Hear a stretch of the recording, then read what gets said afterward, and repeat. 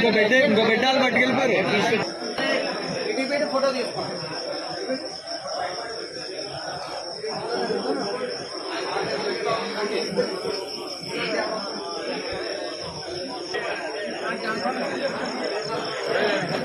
చెప్పాను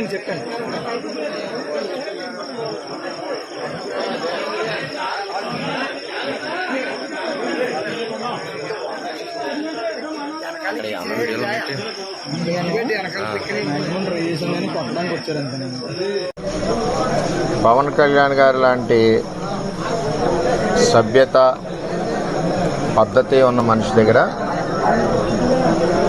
ఎలక్షన్ చేసినందుకు గర్వంగా ఉన్నాం. ఆయన దగ్గర నుంచి కానీ 2009 జనసేన పార్టీ దగ్గర నుంచి కానీ మాకు ఏ విధమైన ఇబ్బందులు లేవు. మేము ఎప్పుడు కూడా కలిసికట్టుగా ఒకే కుటుంబంలాగా మొన్న ఎలక్షన్ చేసాం, అటు పని చేసుకున్నాం.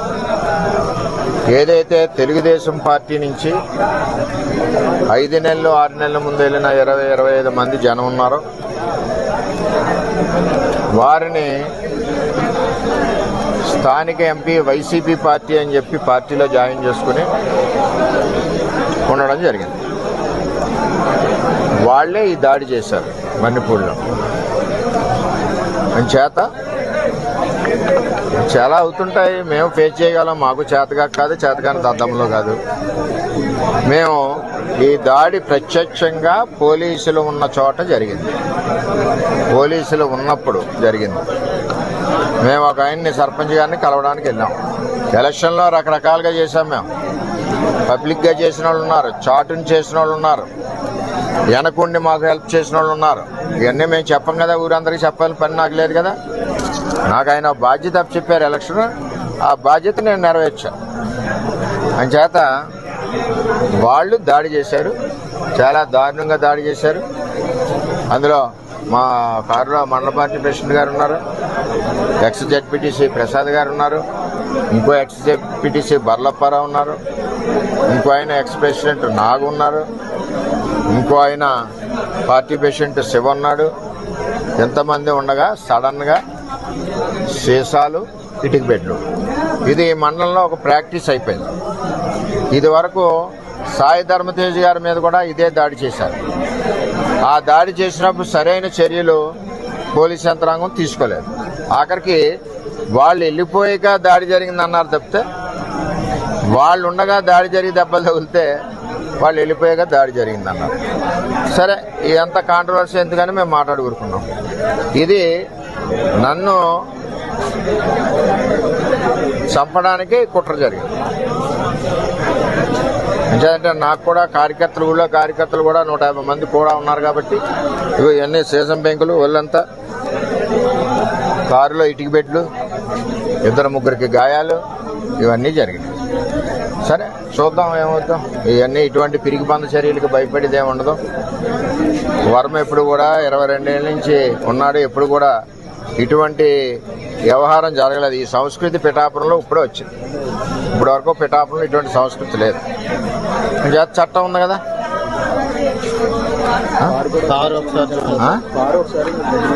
కారు కూడా ఒకసారి చూడండి. ఆ కారును కూడా నేను రిపేర్ చేయించిన, ఆ కారుని సెంటర్లోనే ఉంచేస్తా. పోలీసు సరైన నిర్ణయం తీసుకునే వరకు ఆ కారు ఈవేళ ఇక్కడ గెస్ట్ హౌస్ దగ్గర ఉంది, రేపు రోడ్డు మీద సెంటర్లో పెట్టేస్తా లాక్ చేసి. కొత్తగా తెలుగుదేశం పార్టీ నుంచి కొత్తగా వెళ్ళిన జనసేన నాయకులు వన్నిపూడికి సంబంధించి ఇంకా ఉన్నారు. వాళ్ళ చరిత్ర కూడా ఇది వరకు అదే. అందుకనే పార్టీలోంచి పంపించాం, ఆ పార్టీలో తీసుకున్నారు. అది ఎవరి పార్టీ వాళ్ళ ఇష్టం, మనం వద్దని అనడానికి వీల్లేదు. సరే, ఏం జరుగుద్దో ఆలోచిద్దాం. మా నాయకులు అయితే కంప్లైంట్ వద్దన్నారు, మేము ఇప్పటి వరకు కంప్లైంట్ కూడా ఇవ్వలేదు. అది జనసేన అధినేతకి నిన్నటికి నేటికి కూడా మీరు దేవుళ్ళలాగే కనిపించారు, దేవుడు అనేది అని అంటున్నారు. ఇప్పుడు జన సైనికులు కానీ నాయకులు కానీ విధమైన చర్యలపై ఏ విధమైన జనసేన నాయకుడికి కానీ 2009 జనసేన తమ్ముళ్ళకి కానీ మాకు కానీ ఏ విధమైన ఇబ్బందులు గొడవలు లేవు. అంతా కుటుంబంలాగా ఉన్నాం. ఏదైతే తెలుగుదేశం పార్టీ నుంచి వెళ్ళిన నాయకులు ఉన్నారో 25 మంది, వాళ్ళందరూ మా పార్టీ కార్యకర్తల మీద దాడులు చేస్తున్నారు, మా మీద దాడి చేస్తున్నారు, నా మీద ఫస్ట్ టైం ఈ విధంగా చేస్తూ ఉన్నారు. చట్టం ఉంది కదా, చూద్దాం. మా నాయకులు అయితే ఇప్పుడు వరకు కంప్లైంట్ ఇవ్వలేదు. నాయకులు మా మండల పార్టీ ప్రెసిడెంట్ గారు ఇల్లు చూసి కంప్లైంట్ ఇవ్వాలా? మరి అందరూ కూడా బుద్ధి చెప్పేవాళ్ళు, అందరికీ చేతనవుద్ది కదా. ఏం చేయాలన్నది వాళ్ళు నిర్ణయిస్తారు. బలంగా పెట్టి మీరు పవన్ కళ్యాణ్ గారు నిర్దేశంలో కీలక పాత్ర వహించారు. ఈ రోజు మీరే చెప్తున్నారు ప్రాణాలు కూడా తీయబోయారని చెప్పి అదే జనసేన కార్యకర్తలు వన్నిపూడి గ్రామంలో అంటున్నారు. అసలు ఏంటి సార్ ఇక్కడ సవరణ జనసేనలోకి తెలుగుదేశం పార్టీలోంచి వెళ్ళిన కొత్త జనసేన కార్యకర్తలని చెప్తున్నాను.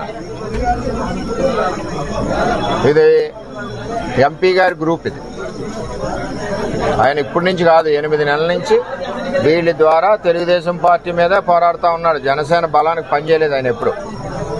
అయినా మేము అతనికి కూడా సిన్సియర్గా ఓటు అడిగాం. అది తెలుగుదేశం పార్టీ సంస్కృతి. అది మీకు మినిస్ట్రీ రాకుండానే ఎలాంటి కొన్ని ఆరోపణలు చేస్తున్నారు సార్. ఏమండి, ఎవరు ఎన్ని కుక్కలు మురిగినా నాకేమీ ఇబ్బంది లేదు.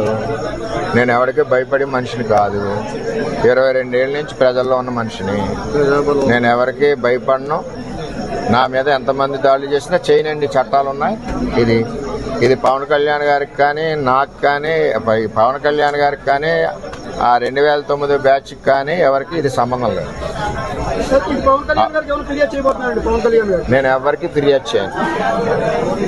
చేయను కూడా. అది ఏ విధంగా జరగాలో ఆ విధంగా జరుగుతుంది.